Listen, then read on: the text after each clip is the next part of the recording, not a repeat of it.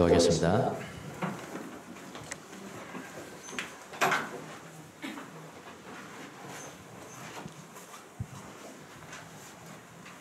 주님, 오늘도 저희들을 불러주시고 주님 앞에 예배하고 찬양하고 기도하고 주의 말씀 듣게 하시니 감사합니다. 우리가 이곳까지 온 것도 다 은혜라는 것을 믿고 주님 앞에 감사를 드립니다. 이 시간도 우리의 마음을 주관해 주시고 마음 깊은 곳에 주님의 음성 들려주시기를 바랍니다. 주의 말씀을 듣는 순간 주의 음성이 들려지게 하시고 그 말씀이 우리를 굳게 세우는 귀한 시간이 될 수 있도록 은혜를 베풀어 주옵소서. 부족한 종을 세워싸운 입술에 기름을 부어주시고 기록된 말씀과 기록되지 않은 말씀까지도 주의 은혜 가운데 전달되는 귀한 시간이 될 수 있도록 은혜를 베풀어 주옵소서. 예수님의 이름으로 기도합니다. 아멘. 자, 오늘 또 바로 들어가겠습니다. 대부분 오늘 여러분이 들은 말씀은 이제 기억나는 게 뭡니까? 오늘 말씀을 쭉 읽으면서 일곱 귀신이죠. 일곱 귀신은 다 기억이 아마 나실 것 같아요. 근데 이제 문제는 일곱 귀신이 기억나는 건 좋은데 그게 나하고 뭔 상관이냐? 이렇게 하는 데가 이제 문제가 있는 거죠. 오늘 말씀을 그래서 말씀을 피상적으로만 읽기 때문에 그 말씀이 거의 나도 관계없는 말씀이 되어버리는 게 상당히 많아요. 오늘도 이 말씀을 잘 이해를 하셔야 됩니다. 이해하시고 적용하셔야 돼요. 일곱 귀신 이야기가 왜 예수님이 여기서 이 말씀을 하셨는가? 자, 이 말씀을 예수님께서 직접 이야기를 하신 건데 이 말씀을 하신 그 어떤 그 상황, 컨텍스트, 그 부분을 조금 더 살펴볼 필요가 있습니다. 지난 시간에 우리가 계속 이어져 오고 있죠. 예수님이 어떤 귀신을 내쫓았죠. 귀신을 쫓으니까 그 사람이 보기도 하고 듣기도 하고. 그래서 그가 하나님께로 회개했다. 예수님 때문에 회개해요. 회개하고 돌아온 그 현장에서 지금 하신 말씀이 그 본문이에요. 이 회개가 대단히 중요합니다. 지난번에 요나 사건이라는 게 복선이다. 복선. 영어로 foreshading 겁니까? 복선이라고 해서 복선의 세 가지 의미가 중요하다고 그랬죠. 요나의 사건은 하나님이 보내신 자, 두 번째는 부활 사건, 다시 살아나는 사건, 세 번째 뭐라고 그랬습니까? 회개라고 했습니다. 회개에 대해서 상당히 많은 부분을 다뤘잖아요. 12만 명의 이방인들이 회개하고 돌아온 사건. 예수님, 나도 그런 사인, 나에게서 그런 사인이 보이면은 내가 바로 메시아인 줄 알아. 그런 이야기잖아요. 그 현장에서 지금 나오는 말씀입니다. 이 말씀도요. 어떻게 보면 비유 같기도 하고요. 비유인데 잘 보세요. 여러분 간단합니다. 비유 같기도 하고 어떻게 보면 비유가 근데 비유라는 말씀을 안 하셨어요. 예수님께서 말씀하실 때 비유로 말씀하시되 13장 보면 전부 다가 비유예요. 왜 비유를 여기 쓰십니까? 그럴 정도로 비유인데 여기서는 비유라고 말씀하시지 않았어요. 그러니까 비유가 아닌 것 같기도 하고 그럼 비유 아니면 뭘까? 우리는 볼 수 없지만 예수님은 볼 수 있는 영의 세계잖아요. 우리는 보이지 않는 영적인 일을 예수님은 보시고 말씀하신 거. 그럼 이건 팩트죠. 사실이죠. 사실. 우리가 볼 수는 없잖아요. 일곱 귀신을 못 보잖아요. 그런 것 같기도 해요. 자, 그 말씀이 뭐냐면 귀신이 간단하죠. 한 사람에게 한 남자에게 귀신이 있었는데 들어가 있었는데 나왔어요. 나가서 좀 쉬려고 쉴 곳을 이렇게 찾아서 물이 없는 곳을 방황했대요. 물이 없는 곳이라는 것은 사막이잖아요. 그 이스라엘 땅은 사막이 있죠. 원래 사막이라는 것은 귀신이 악한 영이 득실거리는 곳을 상징합니다. 이 사막을 방황했는데 찾지 못했다는 거예요. 쉴 곳을 찾지 못하고 에이 내가 나온 집으로 다시 가야지. 근데 그 사람을 가겠죠. 나온 집으로 다시 돌아갔다는 거예요. 그런데 가봤더니 뭐라고 해야되냐면 집이 비어있어. 누군가 그 집 주인이 정복하고 있어야 되는데 아무도 없는 거예요. 요 세 가지 중요합니다. 집이 비어있고요. 두 번째는 뭐냐면 청소까지 되어 있는 거예요. 청소가 깔끔히 되어 있고, 세 번째는 뭐예요? 정돈도 잘 되어 있는 거예요. 뭐가 앞에 나와야 되며, 뭐가 뒤로 나가야 되며, 뭐가 제일 위에 있어야 되며, 뭐가 제일 밑에 있어야 되며, 정돈도 잘 되어 있어요. 그래서 야, 이 귀신은 나 혼자 살기는 그렇다. 이 멋있는 인테리어 잘해놓은 이 집에 나 혼자 살기 그러니까 내 친구 좀 데리고 와야 되겠다. 가서 자기보다 더 악한 딴 귀신 몇 개? 7개. 그러니까 7개는 상징합니다. 7개는 어마어마하다는 소리죠. 벌을 7배나 받으라. 꼭 7배는 아니잖아요. 엄청난 비참하게 된다는 거죠. 그 상징이니까. 7 귀신을 데리고 와서 그 집에 들어가서 그 다음에 뭐라고 하냐면은 자리를 잡고 살게 되었다. 자리를 잡고 살게 되었다. 이거는요, 그러니까 일시방문객이 아닌 거예요. 일시방문객이 앉아서 거기서 살아버리고 귀신 살아버리니까 이건 내 인격인지 귀신의 인격인지 모르는 거예요. 이것도 중요한 거죠.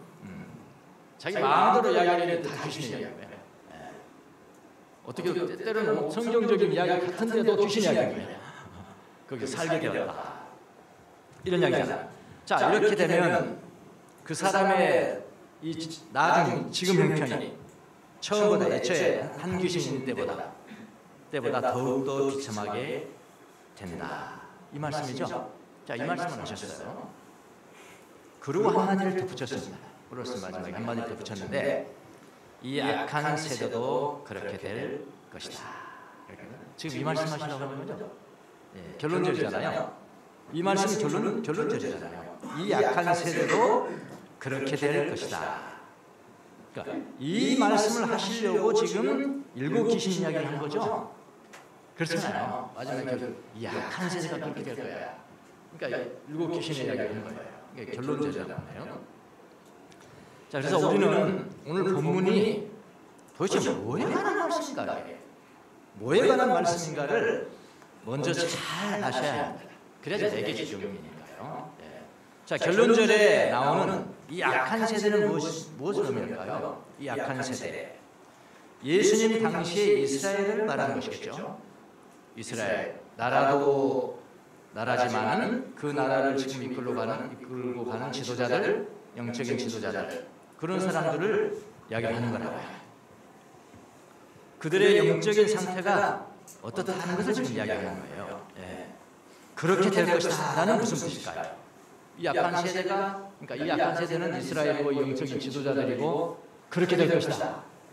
너희들의 영적인 상태가 그렇게 될 것이다. 그렇게 될 것이다 라는 게 뭐냐고요? 그들의 영적인 상태가 귀신 한 마리, 한 귀신이 있을 때보다 더욱 악하게 된다는 그런 뜻이잖아요. 이거는 여러분 다 이해할 수 쉽게, 한 귀신이 있을 때보다 더해진다, 더 비참하게 된다라는 뜻이구나. 왜냐하면 나중에는 7 귀신이 들어갔기 때문이라는 겁니다.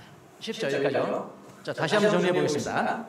오늘 본문은 예수님이 요나의 표적을 말씀하시면서 특별히 12만 명의 이방인들이 회개하고 하나님께로 돌아온 요나의 복선을 지금 이야기를 하시면서 오늘 본문을 말씀하셨다. 그게 중요합니다. 오늘 본문을 이야기하신 것입니다. 그래서 하나님을 믿는다고는 하나 진정한 회개가 이루어지지 않는 상태에 이스라엘의 백성들의 영적인 상태를 이야기하는 것이구나.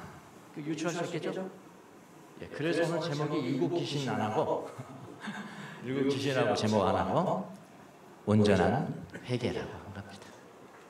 자, 또 온전한 회개가 안 된 사람들은 이스라엘 백성이라는 거죠. 네. 그 온전한 회개가 된 사람들이어야 7 귀신이 역사하지 않는다는 거죠. 그걸 지금 예수님이 말씀하시려고 이야기를 하는 거예요. 그래서 그렇게 유추해 볼 수가 있는 겁니다. 예수님이 오시기 전에 이스라엘 백성들은 어떤 사람이에요? 잘 보세요. 아까 집에 오니까 아무도 없고 주인이 없고 청소가 돼 있고 그 다음에 잘 질서가 잡혀 있더라고. 그래서 제가 요거 키우는 거예요. 이런 뜻이잖아요. 자, 그러면 예수님이 오시기 전에 이스라엘 백성들은 어떤 사람들인가요? 하나님을 믿는 사람들이죠. 맞습니까? 유대인들은 하나님 믿는 사람들이요, 이스라엘 백성들일까요? 이거 부인할 수 없죠. 하나님을 믿는 사람들입니다. 하나님 말씀 믿나요? 당연히 믿죠. 그들에게 모세오경이 있고 선지서가 있고 지금 구약 성경이 다 있지 않습니까? 지금도 그걸 다 믿고 있죠. 말씀이 우리가 말씀을 대하는 것과 여러분 지금 유대인들이 말씀을 대하는 것과 아니면 차이가 있어요. 예. 말씀을 믿었죠. 그리고 또 오직 하나님만을 사랑해야 하는 것도 알았죠. 신명기서에 나온 거 아닙니까? 샤마 이스라엘아 오직 너희는 하나님을 사랑하라. 그것을 그들의 집에 문설주에 붙여놓고 다 했다는 거 아닙니까? 하나님만을 사랑하라. 우선순위를 안 하는 거예요. 사람들이 하나님을 가장 사랑해야 되고 하나님보다 더 사랑하는 거 있으면 그거는 우상이다 라는 거죠. 십계명에도 나온 거잖아요. 예. 십계명에 나온 것이니까 하나님을 사랑해야 가장 우선적으로 사랑해야 된다는 걸 알았죠. 자, 그럼 우리 무슨 말이에요? 집이 비어있다. 집은 비어있다. 그 다음에 하나님을 그러니까 하나님이 없는 거예요. 집이 비어있으니까 지금 하나님이 없는 거예요. 그렇게 믿었지만 말씀도 믿고 하나님도 믿고 다 정리되어 있지만 비어있는 거예요. 집이 비어있었습니다. 그 다음에 말씀을 믿었으니까 말끔히 청소되어 있다고 그랬는데 근데 말끔히 청소되어 있다. 왜냐하면 무엇이 우선순위인지도 알았기 때문에 그 다음에는 잘 정돈되어 있죠. 어떻게 보고 그렇잖아요. 네, 잘 정돈되어 있고 이거 귀신 들어오기 전에는 그랬다는 말이죠. 예수님 오시기 전에는 그랬단 말이에요. 얼마나 하나님을 믿고 하나님 말씀을 믿고 뭐가 가장 우선순위인지도 믿고 그러니까 비어있고 청소되어 있고 그 다음에 뭐죠? 잘 정돈되어 있고 질서가 잡혀있고 여러분 이 세상 민족 가운데 유대인과는 다 다르잖아요. 뭐가 다른가? 가장 다른 게 뭡니까? 하나님이 있는 거예요. 그 사람들에게 뭐가 가장 우선순위로 살아야 되는지는 그 사람은 아는 거예요. 그러니까 비어있지만은 청소되어 있고 잘 정돈되어 있다. 이제 이해가 되십니까? 그러니까 예수님 말씀에 의하면 한 귀신이 그 집을 나가서 쉴 곳을 찾아다녔다. 쉴 곳을 찾지 못하고 다시 돌아와 보았다. 그런데 그 집이 비어있고 청소되었고 잘 정돈되어 있었다. 그래서 7 귀신을 데리고 돌아갔다. 결국은 더 악한 상태가 되었다. 이게 예수님의 지금 묘지죠. 시기적으로 본다면 7 귀신을 데리고 들어오니까 나중 형편이 처음보다 더욱 비참해졌다. 그런 이야기입니다. 예수님 지금 전달하려고 하는 말씀이 이 악한 세대가 그렇게 될 것이다. 그러니까 이 악한 세대는 그 나중의 일이죠. 한 귀신과 7 귀신이 차이가 있잖아요. 한 귀신은 그 전이고요. 7 귀신은 나중이잖아요. 맞습니까? 이거 잘 따라오셔야 되는데요. 이 악한 세대는 시기적으로 나중이잖아요. 이 악한 세대는 어떤 세대입니까? 이제 예수님이 나오시는 거예요. 예수님이 오신 이후의 세대입니다. 메시아가 아직 오지 않는 세대는 비어 있었고 청소되었고 정돈된 세대였습니다. 그래도 비어 있는 곳의 주인이 아직 없으니까 악한 세대죠. 아직 없으니까 악한 세대. 그러나 비어있고 청소되고 잘 정돈된 세대입니다. 그러나 메시아이신 예수님이 오셨어요. 그 상태에서 예수님이 오셨어요. 이 비어있는 곳에 누구만이 들어갈 수가 있습니까? 오늘날 우리들의 언어로 표현한다면 예수님의 이름으로 오시는 예수님께서 보내신 예수님의 이름으로 보내신 보혜사 성령님만이 들어갈 수 있는 것이죠. 그분만이 우리의 마음의 주인 될 수 있습니다. 그렇죠? 청소는 뭡니까? 예수님의 보혈로 죄 용서를 받아야 되는 것. 진정한 의미의 죄 용서 받아야 되는 것. 그리고 잘 정돈된 시대가 되어야 합니다. 그런데 오신 메시아도 이 세대 누구라고요? 유대인들이 있는 세대. 또 그의 그 지도자들이 바리새인과 서기관들 얼마나 예수님과 싸웠냐고요. 이 세대가 예수님 메시아를 거절하고 예수님을 거절하고 핍박하고 모욕하고 그러잖아요. 예. 그랬으니까 그들의 영적인 상태가 일곱 귀신이 들어온 것 같이 더욱 비참해질 것이다. 그런 해석이라. 그렇게 나와. 심지어 그들이 말했어. 그들도 막 자기들이 말했잖아요. 바알세불, 그러니까 똥파리의 왕, 귀신의 왕, 더 센 귀신, 더 센 귀신의 이야기 그들이 했다고 그들의 입으로요. 예. 센 귀신이니까 더욱 상태가 악화가 된 것이겠죠. 이 악한 세대가 마치 그렇게 될 것이라고 말씀을 하십니다. 메시아 이전에는 하나님의 이름을 대놓고 모독하는 일은 없었어요. 감히 여호와의 이름을 모독해요, 이스라엘 백성들이. 그건 안 돼요. 여호와 이름도 못 불렀어요. 이름 여호와 이 글씨도 못 썼어요. 글씨 쓰기 전에 가서 손 씻고 와야 돼. 손 씻고 와서 이제 야훼를 써야 된다고요. 그래서 야훼라는 이름도 못 불렀어요. 이름도 부르고 여호와라는 이름이 나오면은 그렇게 부르면 안 된다. 그냥 주님이라고 해야 된다. 주님. 아도나이. 그 아도나이 이 뭡니까? 이 몸들을 아끼게 선하는데 그게 이제 여호와로 이렇게 불리게 됐다는. 원래는 야훼. 어느 정도 지금 하나님의 이름을 높였는지 아시겠죠? 여호와의 이름을 모독한 적이 없어요, 사람들. 안 되는 거예요. 그 본성상 안 되는 겁니다. 그런데 메시아 이전에는 그랬다. 이 악한 세대가 마치 그렇게 메시아 이전에는 하나님 이름을 대놓고 모독한 적이 안 된대요. 천리적으로 안 되는 거예요. 일평생을 하나님의 이름을 보였으니까요. 근데 예수님 오셨어요. 예수님 오셨습니다. 예수님은 누구십니까? 제2위인 하나님이십니다. 우리는 잘 알죠. 이렇게 잘 알아. 다 말아. 그들은 몰라요. 무슨 예수? 이런 여호와 하나님은 우리가 경공하죠. 예수님 무슨 제2위이신 하나님이세요. 그런데 그들이 예수 그리스도의 예수의 이름을 모독하는 겁니다. 이 상태가 어떻게 된 것이냐? 귀신 7귀신이 쳐들어와서 했을 정도로 비참한 증상. 비참하다. 더욱더 악하게 되었다. 자, 메시아가 오시기 전에도 하나님께로 돌아간다는 회개는, 그러니까 회개가 있잖아요. 호세아서는 다 있잖아요. 회개가 다 있어요.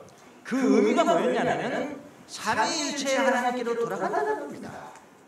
유대인들이 잘못 해석해서 그렇지만은 깊이 있게 연구했다면은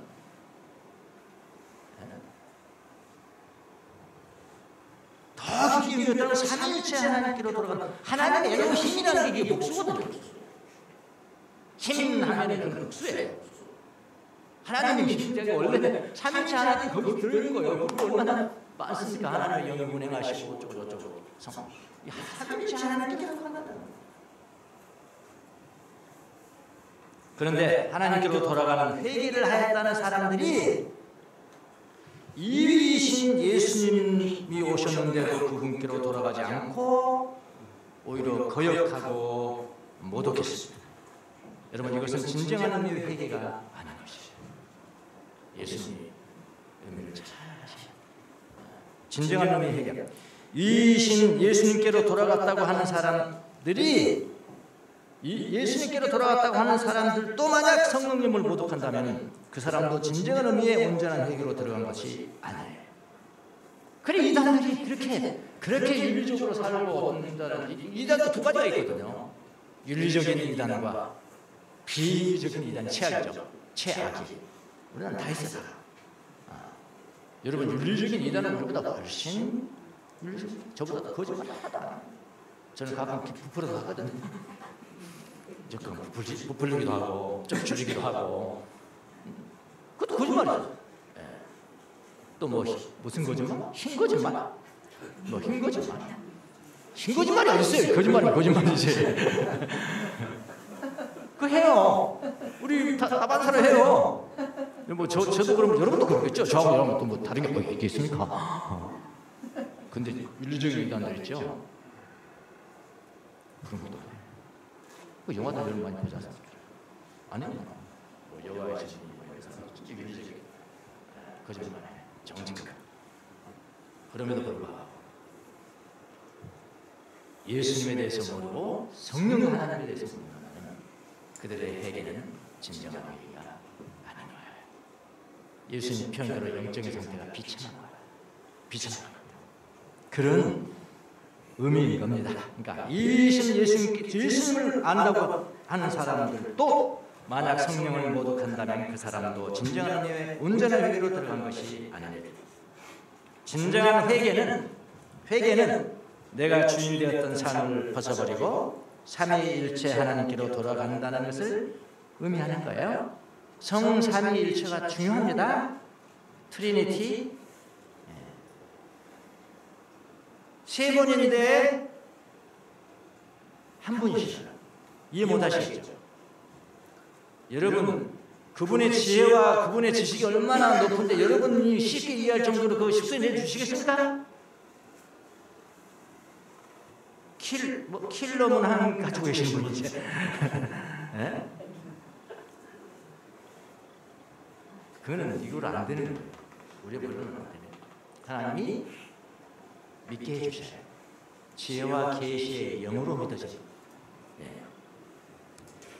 네, 그러니까 성삼위일체가 중요합니다. 더욱 정확하게는 하나님께로 내가 돌아가는데 하나님께로 돌아갔어. 나도 하나님 왔어요. 여호와 하나님 믿습니다. 2위 대신 예수님을 믿고 죄 용서를 받고 그 다음에 하나님이 보내신 하나님의 영이시고 예수님의 이름으로 보내어진 성령님으로 채워지고 내 마음이 채워져야 돼. 그 아까 비어있다. 왕자 자리가 비어있다. 성령님으로 채워져야 돼. 성령 채워지고 그 성령 안에서 계속해서 우리의 삶이 돼야 돼. 계속 살아가는 것을 의미합니다. 하나라도 부족하면은 온전한 회개는 아니에요. 하나라도 부족하면 안 돼요. 그래서 유대인들은 왜 참된 회개에 실패를 했을까요? 하나님을 믿었지만 하나님이 보내신 예수님을 알아보지 못했기 때문인가요? 네. 하나님을 알았지만 성령님을 모시지 못했어요. 그래서 온전한 회개가 아닌 겁니다.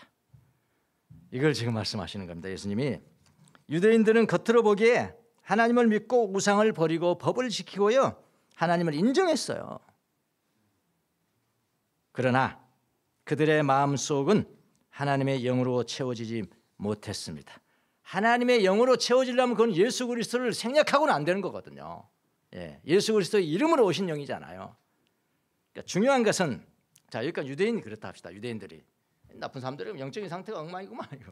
하지만 중요한 것은 뭐냐면은 유대인들만이 아니라요 우리 그리스도인들 오늘날 예수님을 믿는다는 그리스도인들에게도 적용이 됩니다. 똑같이 적용됩니다. 겉으로 예수님을 믿고 인정하고 우상을 버리고 법을 지키고 하나님을 인정하지만은 마음속에 내 마음속 깊이에 하나님의 영으로 채워지지 않는다면 비우긴 했어요. 비우긴 했는데 비운 데는 어떻게 해야 돼? 채워져야 되잖아요. 그 채워져야 된다고요. 그 채워지지 하나님의 영으로 채워지지 않는다면은 뭐냐면 7 귀신의 밥이 될 수가 있다. 그 진리를 말씀하시는 거죠 지금. 7 귀신의 밥이 될 수가 있다. 그래서 만약 그렇게 되면은 이런 사람의 영적인 상태는 믿지 않을 때보다 훨씬 비참하게 됩니다. 이런 경우에는 비우는 것보다 성령으로 채우는 것이 훨씬 중요하다는 거죠. 여러분 주위 분들 저는 그런 사람 많이 봤어요. 신앙생활 얼마나 잘하는지요. 처음에는 그러니까 신앙이 너무 열정을 처음에 다 빼버려도 안 돼요. 천천히 열심히 해줘야 돼요. 천천히. 여러분 밥 하나 하는 것도 마찬가지잖아요. 그냥 뚝딱뚝 2분이 된 밥은 맛없어요. 뜸들이고 천천히 익어가는 그 밥이 맛있잖아요. 신앙생활도 마찬가지입니다. 팍 자장나무 타듯이 자장나무 따다다다다다 하다니 그냥 어디 가버렸어? 없어요. 신앙생활 살아다 갑자기 사단의 미혹이 되어서 방황하는 사람들이 너무나 많습니다. 너무나 많아. 우리 보통 시험에 들었다 그러잖아요. 시험에 들었다. 여러분 일평생 한 번만 들어야 돼. 한 번만.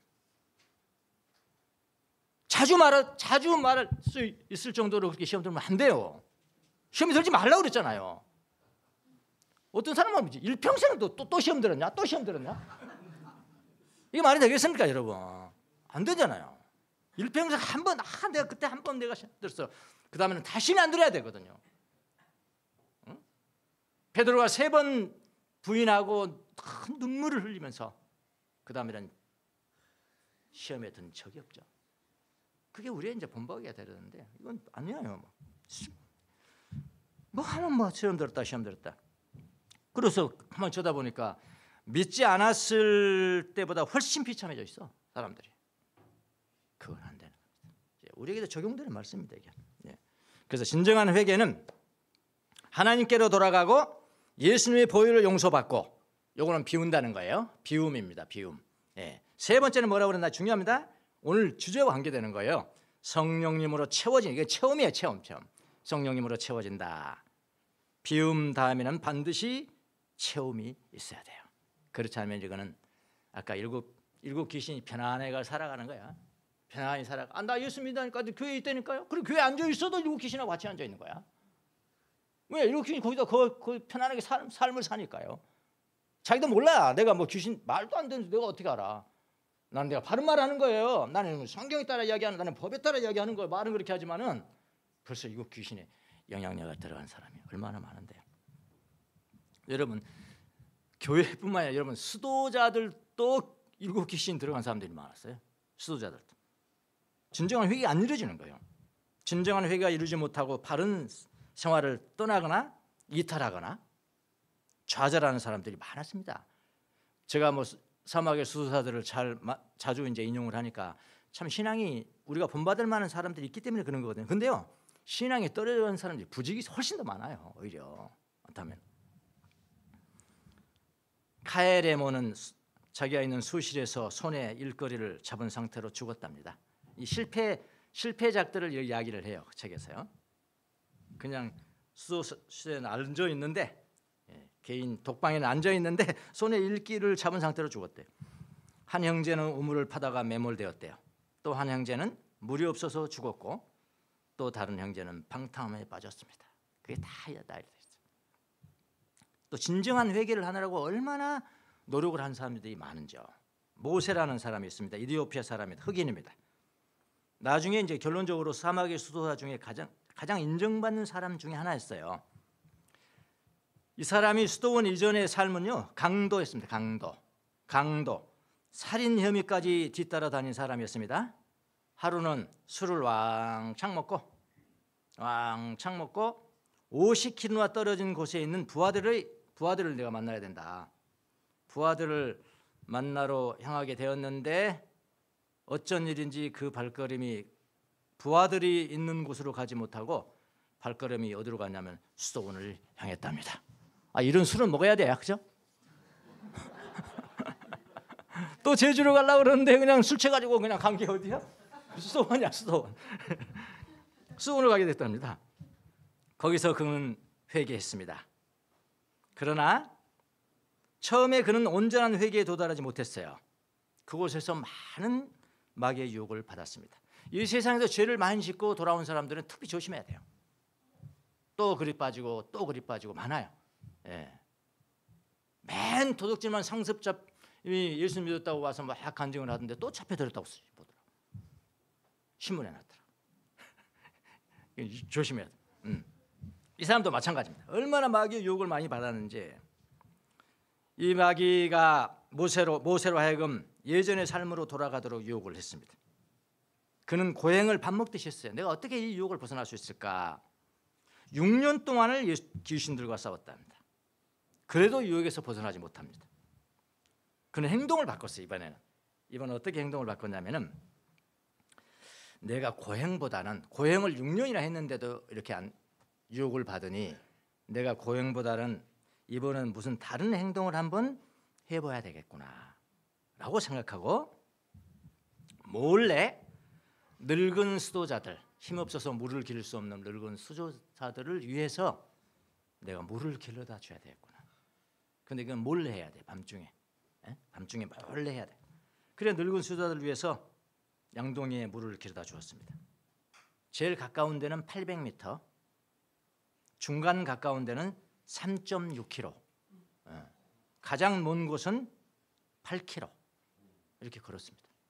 밤새 내도 그렇겠죠. 걸어서 물 해가지고 몰래 갖다 주고 이렇게 길러다 주었습니다. 그때부터 마귀의 유혹이 줄어들었다고 합니다. 한 사부가 그에게 조언을 합니다. 또 어르신이 또 조언을 해요. 이제는 고행의 실천을 그만두십시오. 자기의 유익을 구하지 마시고, 그 다음에 이게 대단히 중요합니다. 내가 악한 생각을 극복했다고 자랑하지 마시오. 떠벌리지 마시오. 그러면 마귀의 유혹에서 벗어날 수 있을 겁니다. 그렇게 이야기해 줬다고 그러는데요. 이 사람이 75세에 죽었습니다. 75세에 죽었는데 제자가 그때 70명이나 되는 경건한 사람이 되었다고 합니다. 그러니까 하나님 앞에 돌아왔다 하지만 회개가 진정한 회개가 이루어지지 않는 사람은 그건 마귀의 밥이라니까요. 밥이라고요. 그래서 진정한 회개를 이루려면 체험이 있어야 합니다. 체험이. 예수님을 알고 예수님을 애틋하게 사랑해야 돼. 사랑, 이거 다 체험이거든요. 예수님을 더 가까이 따라야 돼요. 예수님처럼 되셔야 돼. 그래서 인간으로 오신 거예요. 나를 본받으라 하는 인간으로 오신 그래서 예수님처럼 돼야 돼. 이게 성령님이 하시는 일이에요. 성령님이 비춰주시니까 그렇게 하시는 거야. 좀 본받아야 되겠다. 예수님의 덕이 무엇인가를 잘 보셔야 돼. 예수님의 덕이 내가 본받아야 될 덕이 뭘까? 성령 안에서 계속 머무르라는 의미를 성도들이 오해를 합니다. 그래서 안 변하는 거예요. 어떻게 오해를 하느냐?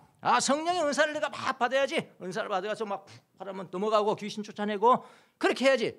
그것만 생각하는 거예요. 아니요. 그거 아니에요. 인간으로서의 예수님을 본받아야 돼요. 초자연적인 일을 수행하는 것으로만 잘못 이해하면 안 됩니다. 특별히 영적인 사람이 돼야 돼.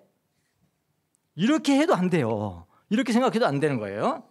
어떤 사람은 기도를 많이 해서 막 기도원에 가서 기도를 매일 해가지고 목이 항상 쉬어 있어. 그런데 이 목 쉰 것을 왜 자랑하는 것이냐? 내가 얼마나 기도를 많이 하는 것인가를 보여주는 것이라는 거예요. 이런 개딱지 같은 사람들이 있으니까 진정으로 영적인 사람이 뭔가를 놓쳐버리는 거라고 그런 거예요. 기도원을 밥 먹듯이 가는 그런 사람 중, 뭐 기도원 가는 건 아무라는 게 아니잖아요. 갈 때 되면 이래야죠. 나는 1년에 2번 간다든지. 저도 가잖아요. 밥 먹듯이 가는 그런 사람 정도로 오해하시면 안 돼요. 성령 안에 우리가 항상 산다는 것이 성령 충만하다는 것을 그렇게 오해하면 안 되신단 말이에요. 특별히 또 이런 오해도 있습니다. 성령으로 산다. 죄를 항상 회개해야 돼. 그렇게 어제 지난 시간에도 이야기했지만 우리는 정말로 죄에 대해서 회개할 것은 그렇게 많지 않아요.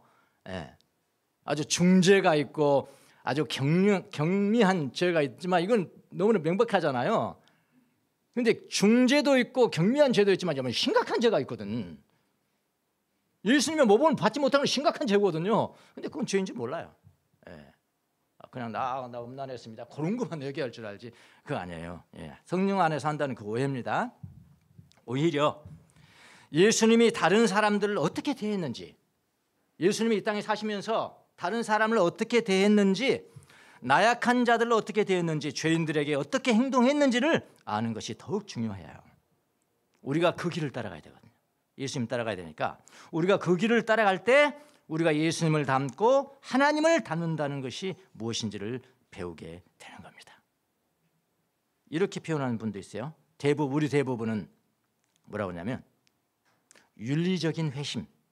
우리 회개할 때 윤리적인 회심 그러잖아요. 윤리적으로 뭐 죄 졌어 이렇게 회개한 윤리적인 회심, 즉 고의적인 죄로부터 돌아서는 일을 잘하는 것이 매우 중요하다고 생각합니다. 대부분의 사람들은 이거 비평하는 겁니다. 지금 사랑합니다. 그러나 죄를 회개하는 것이 중요하지만 우리의 일상적인 삶에서 일상적인 삶에서 그보다 중요한 것들이 많이 있습니다.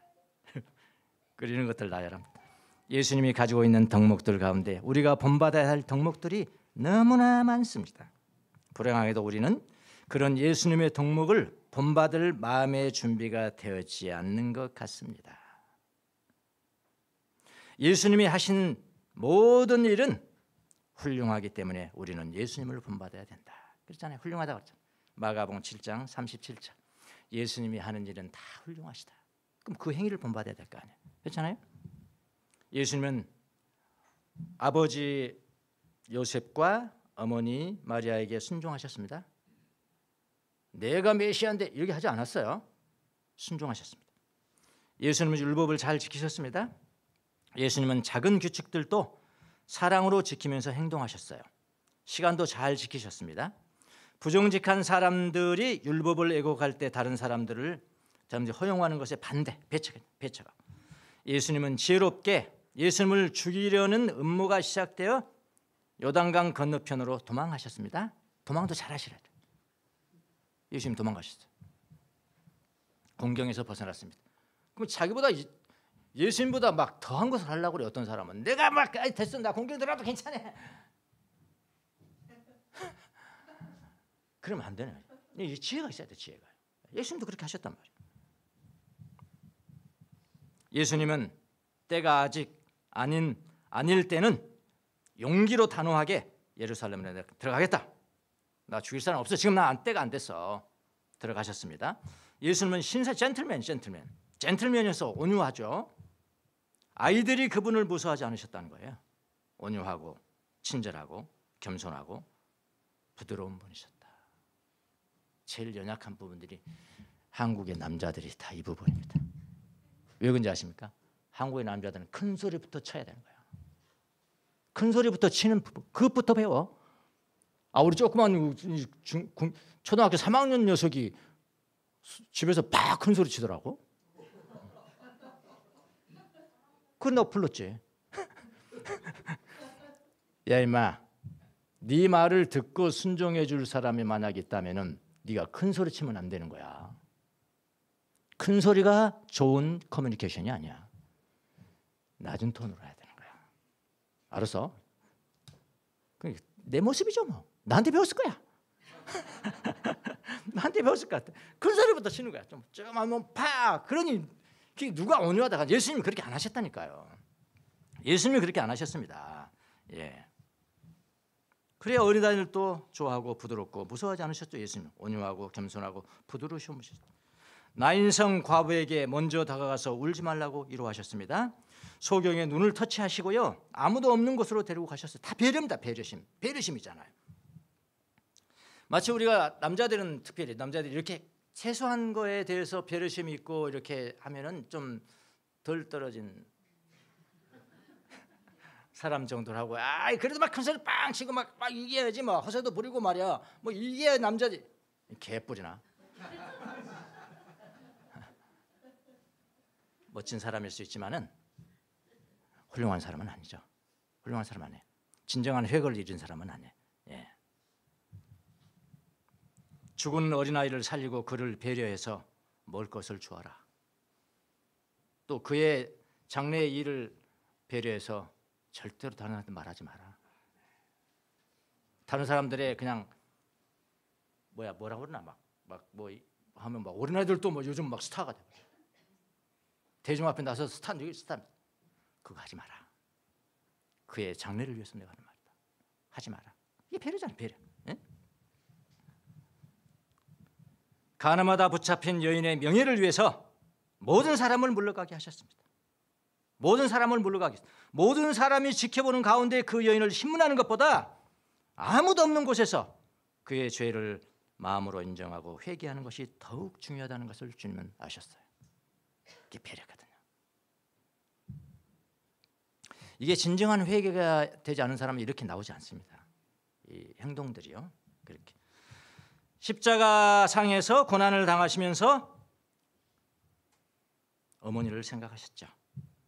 십자가 상에서 요한에게 어머니를 맡기는 배려, 어머니를 맡기는 배려. 지금 그 생각 납니까? 어떻게 하겠습니까? 죽어가고 있는데 어머니를 좀 모시. 맡기는 배려는 타의 추종을 불허합니다. 그러면서도 불의에 대해서는 타협이 없으셨습니다. 이게 예수님의 삶이거든요. 근데 우리는 그거 생각 안 해. 귀신 쫓고 병 고치고 그런 것만 생각해. 진정한 회개하는 사람은 아니에요. 예수님의 가로 안의 삶을 닮아가는 거예요.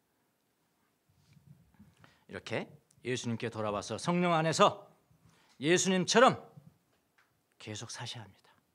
그분의 덕을 본받아야 돼요. 조그만 인간으로서의 그 덕. 이것이 온전한 회개예요. 이게 쉬운 건데. 이게 쉬운 것. 완전한 회개, 온전한 회개는 회개의 열매를 맺어요. 성령의 은사 못지않게 중요한 것이 바로 성령의 열매 아닙니까? 그러니까 오늘 일곱 귀신의 이 말씀이요, 회개에 대한 말씀이에요. 회개. 예. 온전한 회개를 이룬 사람은 비참한 영적인 상태가 되는 게 아니다. 예, 그렇게 온전한 회개는 예수님의 덕을 닮아가는 것이다. 그러니까 채우는 거죠. 비우고 채우는 거. 그래서 왜 너무 그 성경을 읽을 때 성령 충만하고 막 성령화로 성령의 지배를 받아서 항상 살아야 된다고 하니까 나 같은 사람이 어떻게 그렇게 여기는 사람이 있어요. 그러니까 너무 그렇게 추상적으로 생각하면 안 된다. 아주 구체적으로 예수님을 다 닮아가는 여러분이 되시기를 바랍니다. 시험편 하겠습니다. 덕일주 형님이신 나태자. 이분의 이걸 계속 올리는 이유는, 첫 번째 이유는 뭐냐면 제가 이제 시집을 이제 이북으로 사요. 딱 사면 바로 와요, 제 핸드폰으로. 그래서 이렇게 보면서 좋은 시들이 많은 거예요. 근데 제가 얼마 주고 샀다? 15,000원 주고 산 거예요. 근데 책 하나 하고 시 한 편만 인용하고 버려보면 내가 아깝잖아 이거. 그래서 좋은 시 또 오늘 그날의 말씀과 조금만 관계된 거 있으면 이렇게 하거든요. 이제 이분의 시를 읽으면서 첫 번째 이유가 그거였고, 이제 두 번째 이유는 각 시마다 좀 시를 쓰는 그 어떤 그 방향, 생각, 마음들이 다 다르다. 그게 읽혀져요. 근데 이분은 상당히 따뜻한, 또 크리스찬이고, 그래서 이분을 많이 당분간 좀 하고, 이분 책 끝나면 또 다른 책으로 넘어갑니다. 그러니까 염려하지 마시고 왜 뭐 차별 대우하냐 다른 시인은 왜 안 하냐 그렇게 말씀하지 마시고요. 한번 네. 어떤 분이 이 시 읽으면서 울었다는 분도 있어요. 네. 저기 나 지적을 안 하겠지만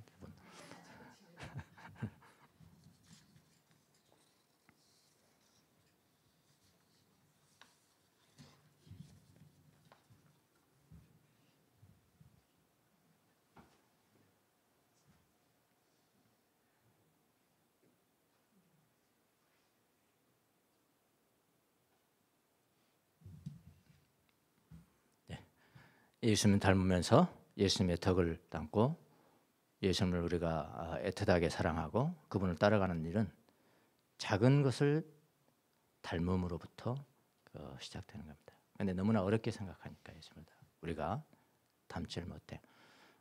윤리적인 것을 회개하는 것 이상입니다. 우리 회개했다는 것은 채워야 되는 거죠. 예수님의 덕과 예수님의 행동으로 채워야 됩니다. 그래서 이 시를 한번 픽을 했습니다. 기도하겠습니다.